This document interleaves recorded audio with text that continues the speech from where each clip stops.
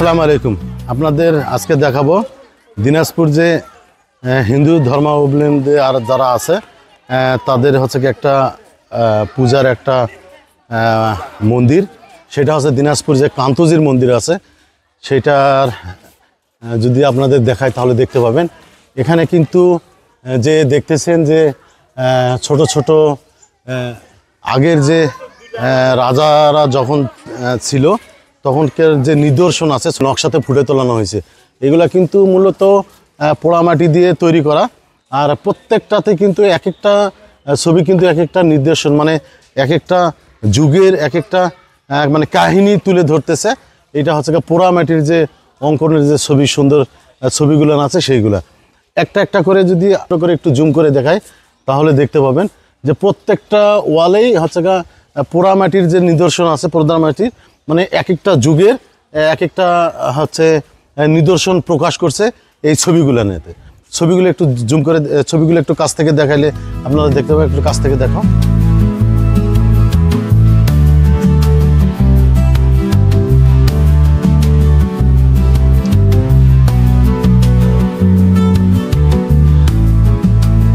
এবং এই কক্ষগুলা দেখতেছেন, এই কক্ষগুলা যারা দূরের থেকে পূজা পার্বণ করতে আসে এখানে, কয়েকদিন আগে একটা সরস্বতী পূজা সম্ভবত হয়ে গেল, সেটারই একটা অনুষ্ঠান চলতেছে এখানে। তো লোকজনগুলো যে থাকার জায়গা এবং রেস্টের জায়গা আমি পরবর্তীতে আপনাদের যদি একটু দেখাই তাহলে সুন্দর দেখতে পাবেন যে ওরা কিভাবে এখানে খানাপিনা খাচ্ছে অথবা এখানে রেস্ট করতেছে। এখানে যে শুধু বাংলাদেশের লোকজনে আসে এই হিন্দু ধর্মাবলম্বীর তারা কিন্তু নয়, অনেক মুসলিম, খ্রিস্টান এবং বাইরের দেশ থেকেও লোকজন কিন্তু আসে এইটা দেখতে। আর সুন্দর কথা হচ্ছে পুরা দিনাজপুরের যত মন্দিরগুলান আছে সবচেয়ে প্রাচীনতম এবং পুরনো মন্দির হচ্ছে এই মন্দিরটা। এবং মন্দিরটার যদি পুরাটা কার্যকলাপ আপনাকে ওয়ালগুলো দেখায় তাহলে দেখতে পাবেন প্রত্যেকটা জায়গায় পোড়ামাটি দিয়ে এবং হচ্ছে কাজ করা। এবং আপনাদের যদি একটু জুম করে উপরের দিকেও দেখায় তাহলেও দেখতে পাবেন যে এক একটা জায়গাতে এক একটা করে ছবি লাগানো।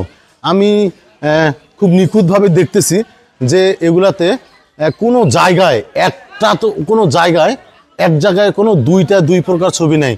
এক একটা যুগের এক একটা যে সেই সময়ের যে কার্যকলাপগুলো ছিল, মানে চলাফেরা অথবা কোন সময় কোন রাজত্ব, এদের ধর্মের যে লোকজন আছে যেমন রাম, সীতা, লক্ষ্মণ বা ক্ষণে ক্ষণে যে সব ধর্ম নিয়ে যুদ্ধ হয়েছে অথবা কোন মহারাজা আসে কি করছে, সেগুলো কিন্তু প্রত্যেকটাতে পোড়ামাটিতে দাস এবং দাসত্বর যে কাহিনীগুলো আছে সেগুলো কিন্তু পোড়ামাটিতে সবগুলা তুলে ধরা হয়েছে। এখন আপনাদের যদি উপরেগুলো একটু জুম করে দেখায় তাহলে দেখতে পারবেন যে কত সুন্দর করে এগুলা নিখুঁত হাতের কাজ করা। এবং কোনোটাতে কিন্তু আমি খুব সুন্দর করে দেখলাম যে কোনোটাতে কিন্তু দুইটা করে ছবি নেই, যে একটা ছবি এক জায়গায় আছে এবং অন্যটা আর এক জায়গায় দুইটা রয়েছে। যদি আপনাদের দেখাইতে দেখতে পাবেন এই নিদর্শনটা দেখেন, একটা ছবি, এই ফলকটা দেখেন আর একটা প্রকার, এই ফলকটা এক প্রকার, প্রত্যেকটা কিন্তু আলাদা আলাদা করে ছবি লাগানো।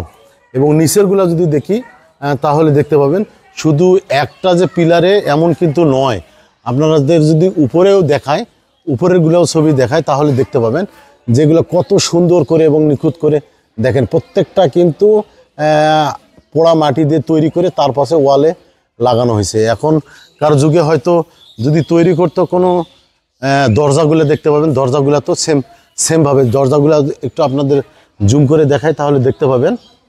দেখেন এই যে দেখেন এগুলা কিন্তু প্রত্যেকটাতে এদের যে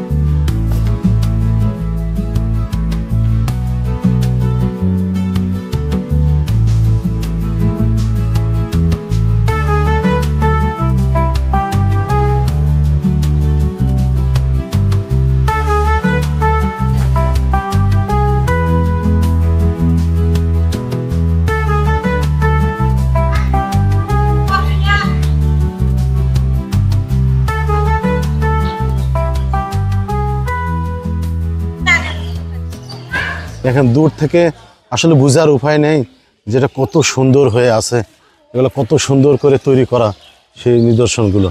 আর এখানে যদি আপনাদের একটু দেখাই যে যারা দূর থেকে আসছে এখানে তারা হয়তো রেস্ট করে, অথবা এই যে অনেকে দেখতেছেন খাওয়া দাওয়া করতেছে এখানে, হয়তো ভোগ বলে এদের, সেই খাওয়া দাওয়াটা এখানে হচ্ছে।